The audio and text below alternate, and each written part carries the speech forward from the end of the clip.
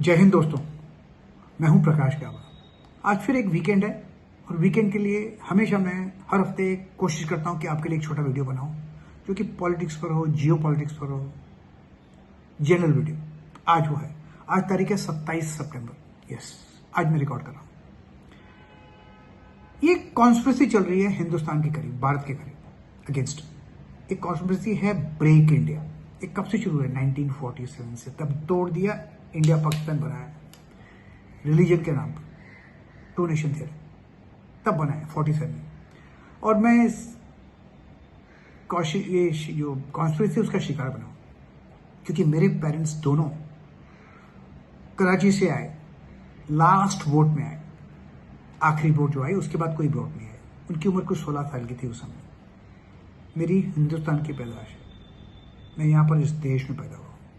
तो मुझे ये जो स्टोरी सुनी है ना, ये ब्रेक इंडिया मूवमेंट तब से चालू है। क्विट इंडिया के बाद ब्रेक इंडिया। ये अंग्रेजों की साजिश है, व्हाइट स्किन सुप्रीमेसी। वो आज तक चल रही है। यस, आज तक चल रही है। पहले तो इन्होंने हमको तोड़ा मेजोरिटी वर्सेस माइनॉरिटी में, तोड़ के।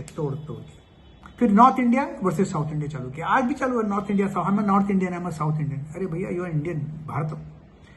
जो आपके जेब में जो रुपए है ना, वो भारत का है, उस नॉर्थ इंडिया या साउथ इंडिया का नहीं है। Upper caste versus lower caste, ये सिलसिला चालू है। तोड़ो और सिर्फ मुझे वोट दो, सिर्फ मुझे वोट दो, लेकिन तोड़ूंगा मैं आपको।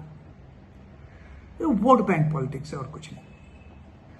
लेकिन हिंदुस्तान, भारत हमारा देश है ना, ये सभ्यता हजारों साल की है, 5000 सालों की है। ये आज नहीं, 1947 से नहीं है। 1947 में तो पाकिस्तान बना, भारत तो उससे पहले से ही था। उसमें तोड़कर पाकिस्तान बना, उससे तोड़कर ईस्ट पाकिस्तान बना, ईस्ट पाकिस्तान का वेस्ट पाकिस्तान बना। लेकिन भारत 5000 साल पुराने सभ्यता है, उसको कैसे तोड़ सकते हैं? India state United. ये हाउ टू ब्रेक इंडिया, ये सिलसिला चालू रहा। फिर कश्मीर में एक रेडिकलाइजेशन देखा। यस, रिलीजन के नाम पर रेडिकलाइजेशन देखा, उसको तोड़ने की कोशिश की। एक हाथ काट दो कश्मीर का। कश्मीर में हमने बहुत तकलीफ देखी जब तक 2019 में आर्टिकल 370 रिवोक नहीं हुआ। उसके बाद मैं विद इन 6 मंथ्स में कश्मीर में जाकर आया।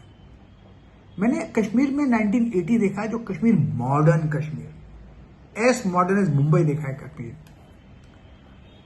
उसके बाद जब अभी जो रिवोकेशन हुआ आर्टिकल 370, उसके बाद मैं जब गया, मैंने पीसफुल कश्मीर देखा। मैं ऐसी जगह पर गया हूं, इसका मैं वीडियो बाद में बनाऊंगा। हैरान हो जाओगे। कश्मीर ब्यूटीफुल है। वो तोड़ने की कोशिश की, वो नहीं हो रहा था। तो मुशर्रफ आए, पाकिस्तान के प्रेसिडेंट मुशर्रफ, उन्होंने कारगिल की लड़ाई शुरू कर दी ताकि कारगिल में टूट जाए तो लेह लद्दाख अलग हो जाए। ये अगर लेह लद्दाख खत्म हो जाए तो सियाचिन चला जाए। सियाचिन एक ऐसी जगह पर है जो पाकिस्तान और चाइना के दोनों को अलग अलग रखा है। और सियाचिन चला गया मतलब लेह लद्दाख चला गया, तो पूरा का northern part of India Ladakh चला जाएगा। प्रॉब्लम वहां है। ये कॉन्स्पिरेसी पहले से चालू है, आज से नहीं है। और कारगिल की लड़ाई हम जीते। श्रीनगर में जाने का, लेह लद्दाख में जाने का 2 तरीके रास्ता है। एक तो पहला रास्ता है कश्मीर से, वो ऑल वेदर टनल नहीं है, अभी ऑल वेदर टनल बन गया है। जोजिला पास, पहले जोजिला पास में जाना पड़ता था, तो वहां पर 6 महीना जोजिला पास बंद होता है। अब उसके नीचे टनल बना है, मोदी साहब बना दिया है। तो वो इस साल मेरे ख्याल से टनल शुरू हो जाएगा, मतलब बर्फ पड़े या कुछ हो जाएगा, आप लेह लद्दाख जा सकोगे वाया जोजिला पास के टनल के अंदर। और 2 रास्ते और है मनाली से, तो मतलब लद्दाख जाने का चांस नहीं है। ये इनके मन में खटक रहा था काफी समय से, चाहे वो अंग्रेज हो, चीन हो, पाकिस्तान हो, लेकिन खटक रहा था। अब दिक्कत और आ गई बात। आपको याद होगा, मैं गया हूं भूटान। जब मैं भूटान गया हूं तो वहां पर एक छोटा कुछ 16 किलोमीटर या 40 किलोमीटर का कुछ रास्ता है, चिकन स्नैक कहते हैं। छोटा सा रास्ता है। अगर वो बंद हो जाए ना, हमारा पूरा नॉर्थ ईस्ट खत्म हो जाएगा, कट जाएगा। पूरा नॉर्थ ईस्ट खत्म हो जाएगा। तो उस रास्ते बहुत क्रूशल सपोर्ट है। और वहां पर रिजिम चेंज का एक नाटक चालू है। रिजिम चेंज पहले कहां पर हुआ? श्रीलंका हुआ। रिजिम चेंज कर दिया, डीप स्टेट, अमेरिका का डीप स्टेट रिजिम चेंज कर दिया। उसके बाद क्या हुआ? बर्मा में, म्यांमार में रिजिम चेंज हो गया, वो भी हो गया। उसके बाद क्या हुआ? बांग्लादेश में रिजिम चेंज कर दिया। ये एजुटेशन के जरिए कि इसको इलेक्शन में जीता है उसको हराओ, कुछ न कुछ बहाने बनाओ, वो भी हो गया। पाकिस्तान तो उनका रिजिम चेंज तो पहले से ही है, अमेरिका की गोद में बैठा हुआ है, वहां की दिक्कत नहीं है। कुछ महीने, 1 महीना पहले नेपाल में भी हुआ रिजिम चेंज। हमको तो पता था कि यहां भी कुछ करेंगे। कोशिश तो जारी है तोड़ने, हिंदुस्तान को तोड़ने की काफी समय से जारी है, लेकिन हो नहीं रहा है। हम लोग को समझ में आ रहा है लेकिन हो नहीं रहा है। India stage United.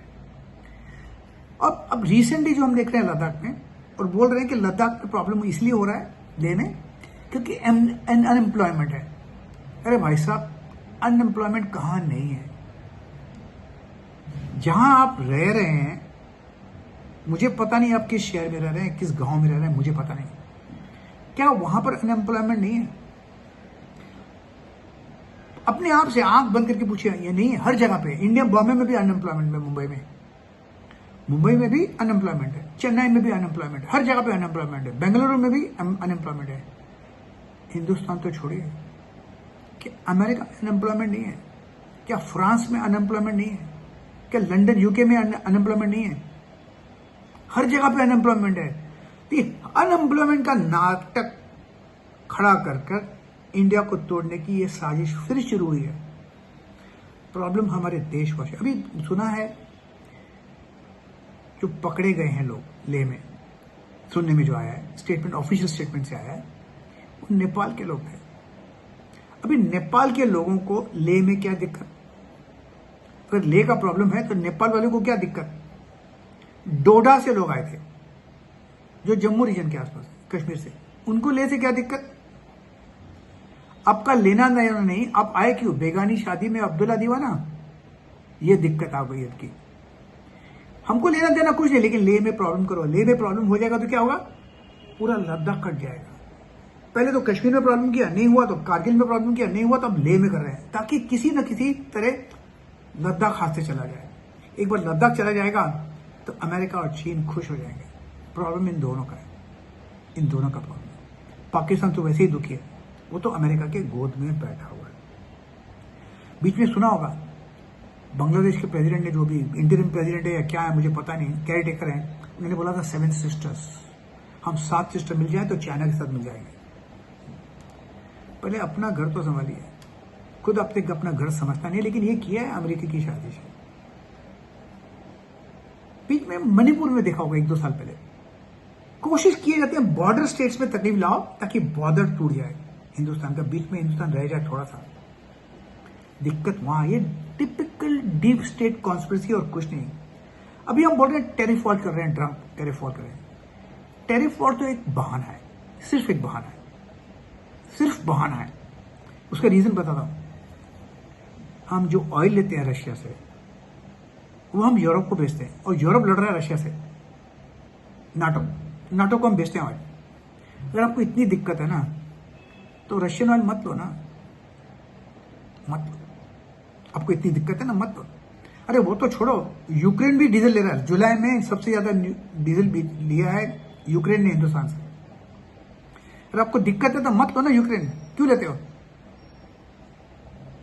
ये एक बहाना है। मैं बोल रहा था उस समय, मैंने पहले भी बताया कि ये एक बहाना है, सिर्फ एक बहाना लेकर हिंदुस्तान को तोड़ना है। तोड़ना एक बहाना है, असली मुद्दा अपने भारत को तोड़ना है, ये पक्की बात है। तो हमारा मंत्र क्या है? स्टे यूनाइटेड और कुछ नहीं, स्टे यूनाइटेड और कुछ नहीं।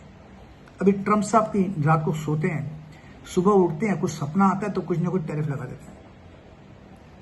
पहले लगाया 25% टैरिफ, फिर एक अल्टीमेटम दिया 25% और टैरिफ। परसों आया इनका 100% टैरिफ ऑन फार्मा।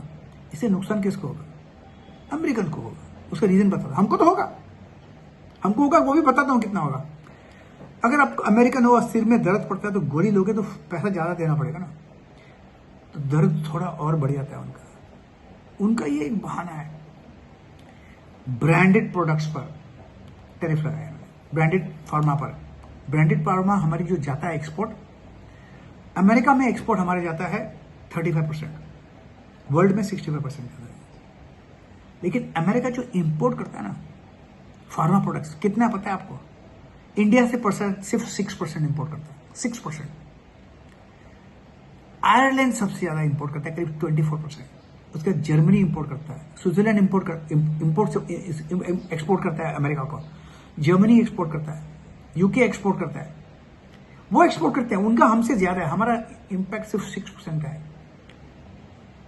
लेकिन इंडिया को तोड़ने के लिए, इंडिया को सताने के लिए उन्होंने पूरे आयरलैंड, यूरोप, नाटो, जर्मनी पर टैरिफ लगा दिया 100%। और इंडिया का जो एक्सपोर्ट है ना वो सिर्फ 35% है, 65% हमारा फार्मा बाहर जा रहा है। उसमें से भी जेनरिक है ना, उस पर टैक्स नहीं है। हमारे कंपनियों पर इंपैक्ट पड़ेगा, सेंटीमेंट खराब होगा, वो जरूर होगा, मैं नहीं बोलता नहीं होगा। लेकिन इनकी जो साजिश है ना, ये बहुत बुरी साजिश है। ये आपके लिए, मेरे लिए उनका फायदा नहीं। वो डेमोक्रेसी की बात करते हैं, लेकिन उनके दोस्त सब डिक्टेटर है। चाहे वो डेमोक्रेसी हो या रिपब्लिकन पार्टी हो, कोई भी पार्टी हो, वहां पर उनका जो डीप स्टेट है ना, उनकी दोस्ती सब डिक्टेटरशिप से, डेमोक्रेसी से नहीं है। नहीं तो हम तो लार्जेस्ट डेमोक्रेसी है, उनकी दोस्ती उनके साथ है। कभी सोचा आपने, कभी सोचा इस बात का? हमारा मंत्र क्या है? मंत्र से ब्रेक है, स्टे यूनाइटेड।